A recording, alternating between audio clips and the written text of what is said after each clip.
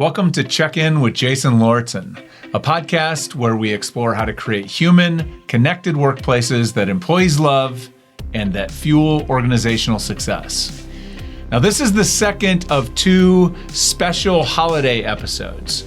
In my last episode, my son Colton joined me to share his thoughts about getting a job soon and kind of what that looked like for him, and his thoughts on how his generation might approach work differently than the older generations that are already in the workplace today.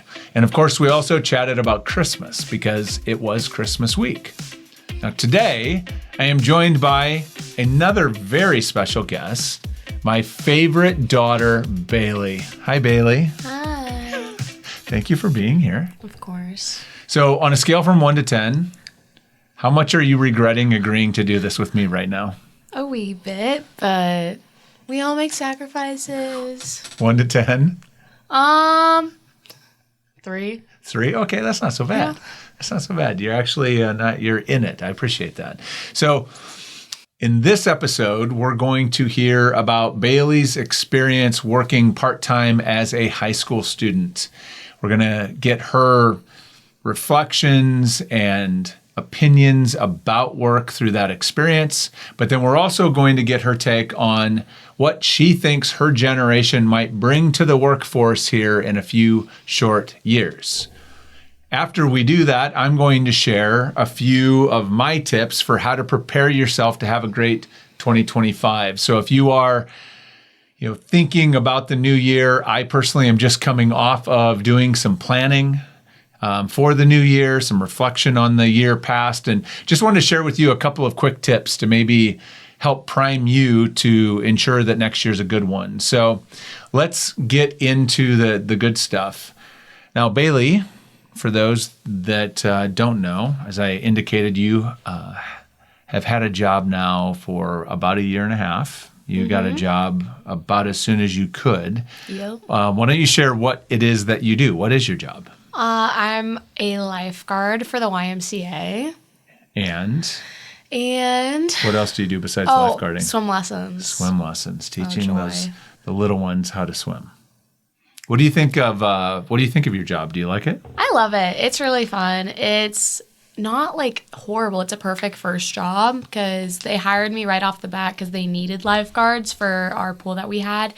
And because they needed guards, I was like, this is perfect. We're really close. I can literally walk to work. So that was pretty perfect that first summer. And then this summer we had the YMCA open up. So now we have the water slides, the whole water park deal.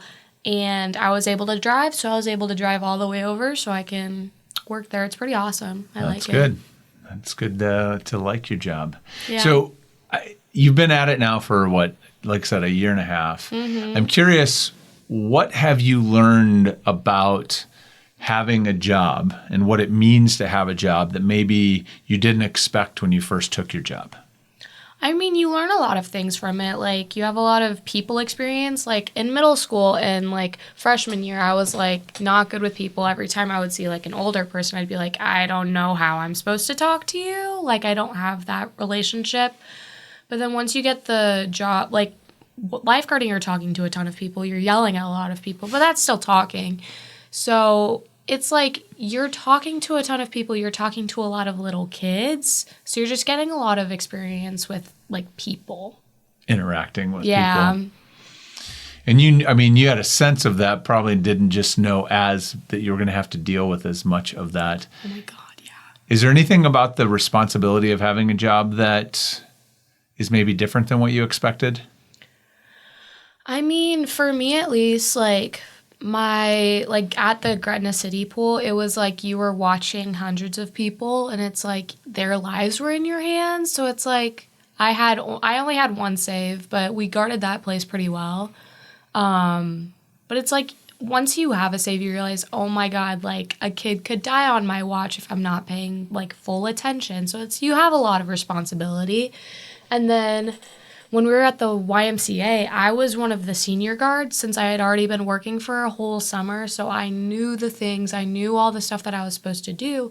And we had like 50 guards that were freshmen, like 15-year-olds. So it's like I was one of the, like, people would be like, hey, you have to do this, you have to do this. And I'd help manage, like, along with our managers. So it's a lot to take on. It's an important job. yeah. So what have you found in your experience working? I suppose specifically the lifeguarding piece of it.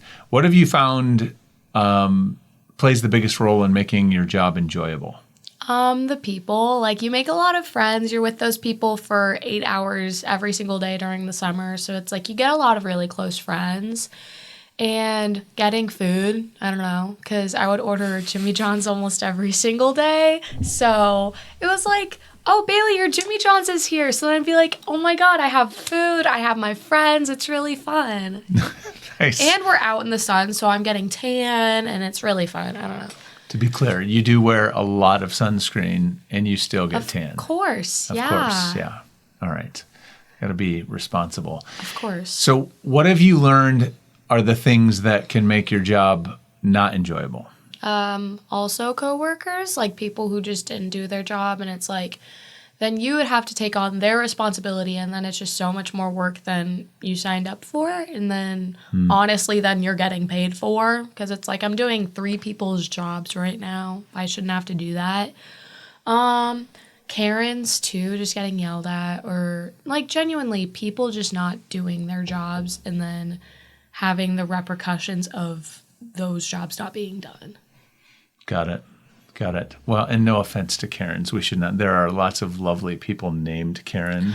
Yeah, we support them. You're using shorthand there. So no offense intended if you are one of the lovely who people complain named about random things that don't really affect them. Got it. All right.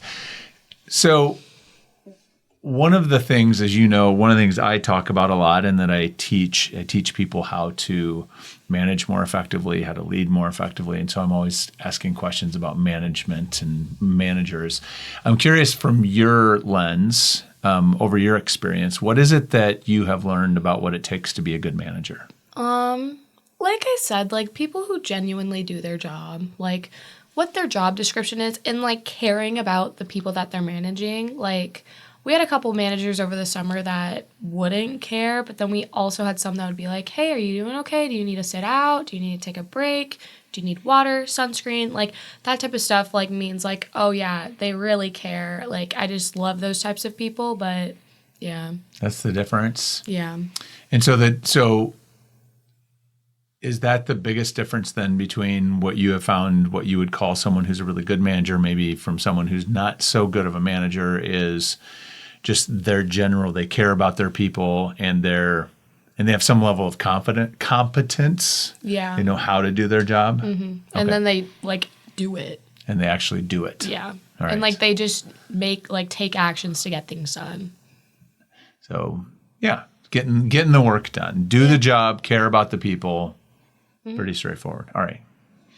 That actually, it's interesting.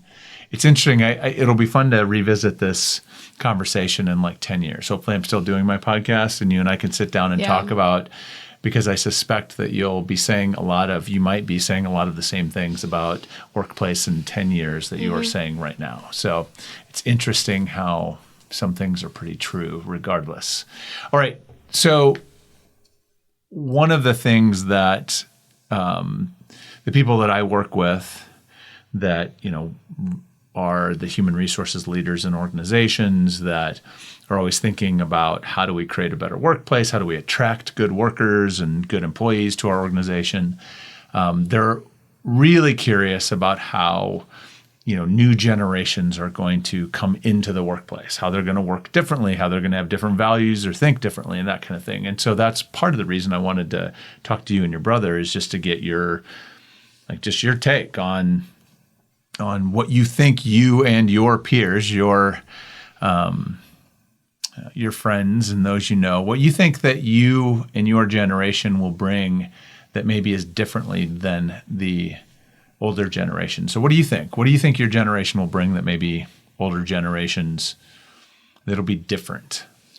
Well, I don't know. Like, social media helps us, like, experience a lot of different things, and you learn a lot of different things. So, like, Well, especially like when we're on, I don't know, like Instagram and stuff, you see people experiencing different things. Like for me right now, it's like having different guards from like across the country, and they're talking about their experience and their work. And it's like, I think what we're going to bring is we're going to be like, hey, these people are getting like these experiences. How come that's not happening here? And it's what we're going to go in with a lot of outsider knowledge that like we just experienced because so many people are posting their experiences.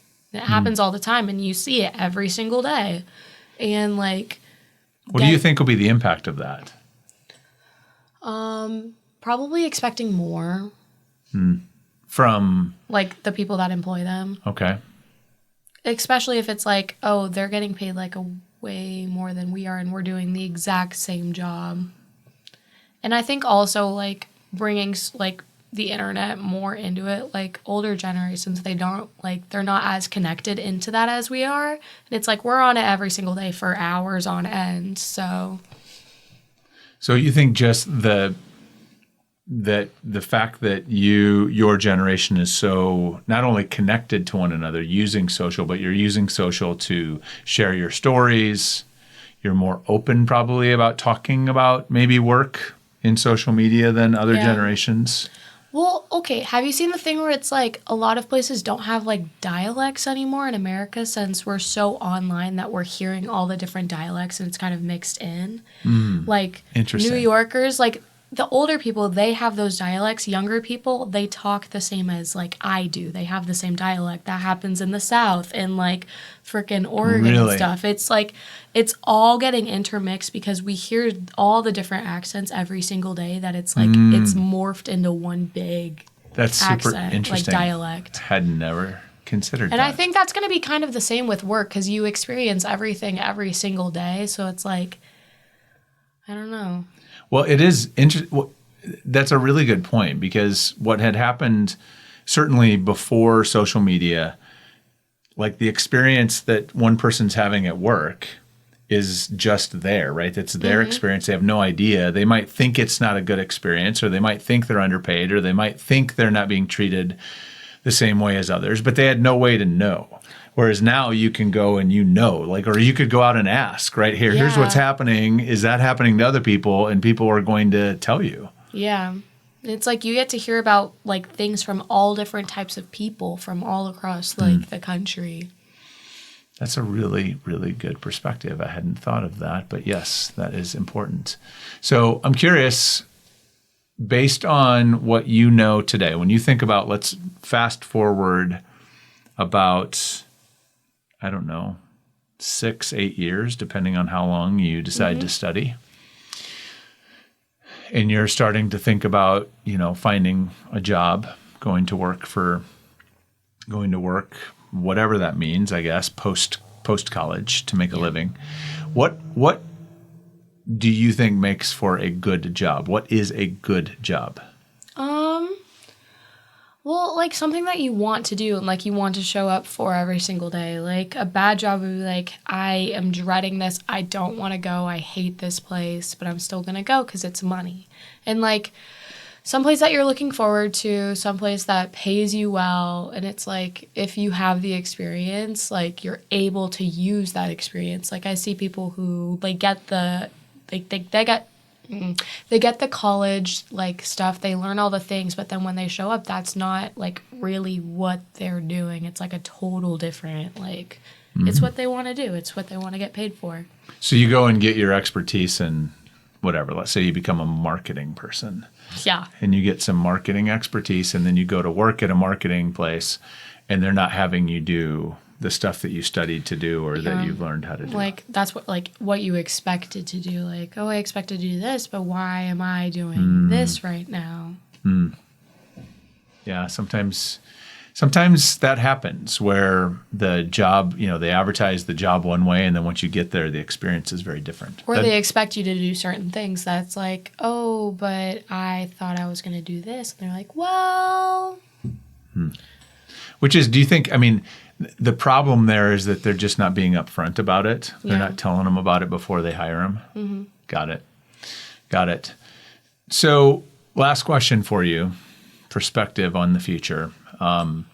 If you were having to think about going to work for a company, go get a job someplace, and you were considering, let's say you had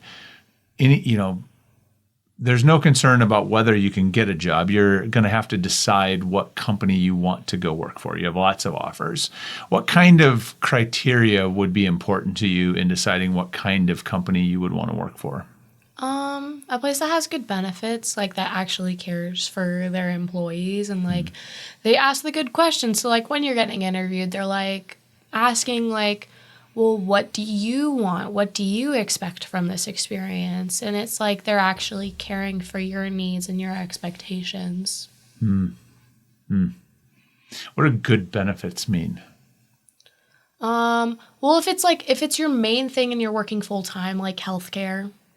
And does insurance, or do you have to pay that? That is health insurance. Yeah. It's part of it. Same thing. Like benefit, like you're actually not only getting the money, but you're also benefiting from everything that you're getting from that job. And it's not them like taking, but they're also giving as long as you're doing your work.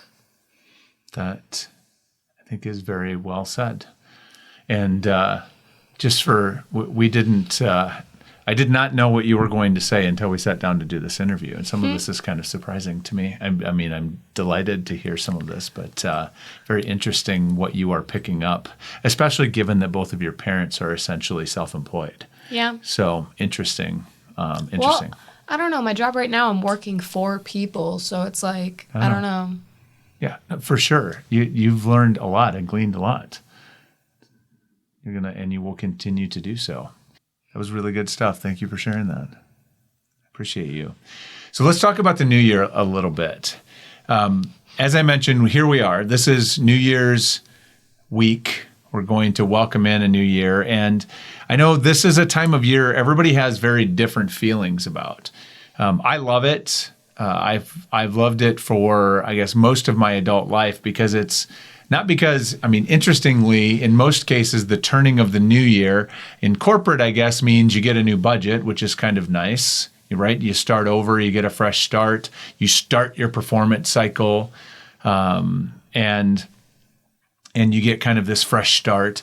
But for me, it doesn't really mean anything. It's another day, but it is an opportunity for reflection. It's an opportunity to reset. It's an opportunity to cast some new goals or intentions for the next several months ahead of you. And so I have for many years seized upon the opportunity at the end of the year to do some reflection and really just be thoughtful about how did this year go? What do I want to take away from this year? What do I want to learn from this year that I can take forward next year? And then to think about what I want the next year to be. What do I want it to be about? And so one thing I would urge is take some time for reflection, right? Set aside a few hours, go to the coffee shop or get a cup of coffee or your favorite beverage or sit down with a glass of wine and just reflect on the year. What went well, what didn't go well, what did you learn that you'd like to take with you? All of those kinds of things. Just do a bit of reflection. And then I would ask yourself what you want the next year to be about. And I have several, I'm lucky enough to have several friends who are coaches. And one of the things that I noticed they do and they have urged others to do and they've urged me to do over the years is to pick a theme or a word for the upcoming year that's kind of going to really be where your focus will be. It's kind of a statement of intention. It's something that really means something to you, but when you think of it or when you see it, it will remind you of this intention throughout the year. And so what I have, I'm just coming out, as I mentioned earlier, coming out of my planning process. And the phrase that I have chosen for 2025 is wholehearted. This bubbled up in some of my reflection work as something that was sort of, my intuition was kind of suggesting that to me, that was important. And then I did a bit of writing about it, and it really sort of resonated with what I need my work to be next year. And it's really meaningful to me, and I think it'll be important throughout this year. Bailey, I know you don't spend as much time doing all of this nerdy stuff as I do. But if you had a theme for 2025, what do you think it would be? College, since like my whole next year is going to be focused on like where I'm going, what my future is going to be like, what am I going to do for the rest of my life. So college, 12 months of college, that makes sense to me. That seems like probably a pretty good intention and focus. So there it is. First tip is figure out what your theme is going to be. What's next year going to be about? Like I said, it can be wholehearted is sort of abstract, but sort of very much about the intention of my work in my life in 2025. For Bailey, college is really, it's about a goal. It's about a specific focus of what's really important as she thinks about the next 12 months. What's it going to be for you? So what's going to be your theme? That's question number one. The second thing that I have found profoundly helpful when I go through these reset periods at the end of the year into the new year is I like to consider the question, what baggage do I want to put down, to leave behind in 2024, in the year past? What baggage do I not want to carry with me into the new year? Now, if you are a follower of my work, you have likely encountered me writing about or talking about psychic baggage in the past. When I talk about baggage, what I mean is these are things that you're carrying that sort of have a load on you, that mentally have a load on you. Maybe it's a relationship that used to be really positive that has turned negative or toxic or isn't working. Maybe it's a conversation that you need to have with someone who you are close with that you've been putting off and avoiding because you know it's probably going to be difficult or it has high stakes and you just don't want to have it. It might be a decision, a career decision that you need to confront or make. It might be getting serious about committing to something, your health, your finances, whatever that is. You've got some baggage you're carrying that once you make the decision to move forward, you can put that baggage down. You set it down and say, I am not carrying this baggage into 2025. What does that look like? You might have to leave behind a relationship or see someone less who's being toxic. You might need to have that conversation you've been avoiding. You might need to take those steps to get serious about your health or your finances, whatever that thing is. And so this is a great time of year to consider what baggage you want to put down. And as I reflected on it, I think the baggage that I have decided I want to leave behind in 2024 is some baggage related to my, sort of carrying the experience I had of burnout with me. This year started out as a very difficult year for my business and even for me personally at some points because I was recovering from having had some pretty serious burnout midway through 2023. I've written about this and I've talked about this in the past. Burnout was a really, really difficult thing, and it had some pretty significant impact on me and the business, and I had to do some pretty serious work to recover from that. And that really defined so much of this year and so much of what this year felt like. And even the end of this year, I keep comparing it to what the end of 2023 was like and comparing everything through that lens. Like, well, it's been a long journey recovering from burnout, but I think I'm ready to step past that story. I think I'm going to leave that story in 2024. That doesn't mean I won't talk about burnout or share what I learned through burnout, but I think that story is time to put that down and move forward. And so that's what I'm thinking I'm going to set down in terms of baggage heading into 2025. Bailey, do you have any baggage that you're going to leave behind? Probably how junior year started. Like, it was kind of rough with like my grades and just not being like honestly as locked into school as I should have been. Like, I was more focused on other things and it's like I shouldn't have, but yeah. So now you're going to let go of that and just move forward locked in.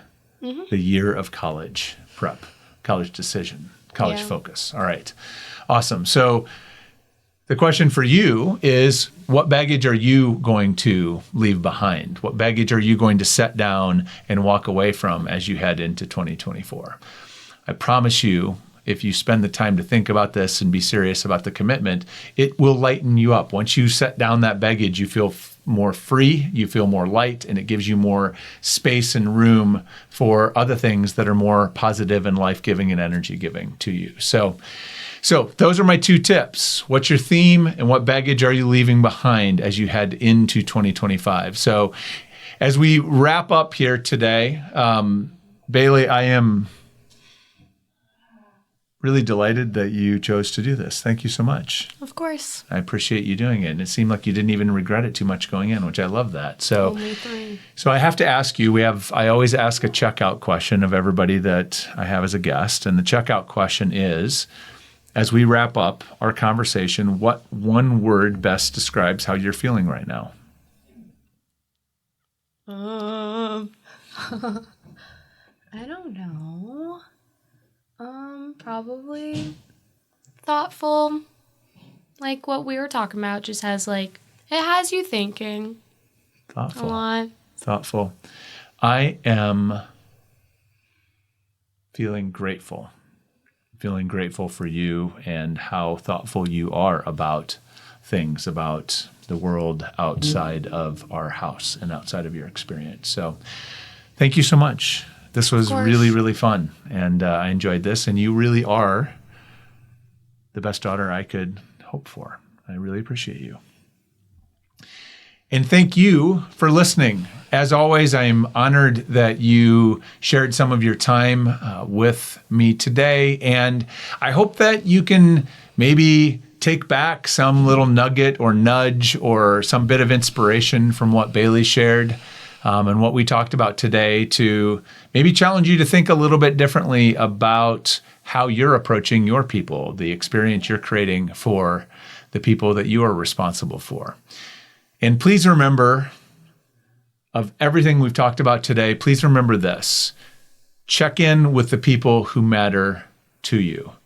Especially as we get to the end of the year, as we start a new year, the relationships in our life are the most important things we have. So reach out, check in, tell people that you're thinking about them and ask them how they are. It might be the most important thing you can do as you head into the new year. So go and do it now. And I will see you again soon.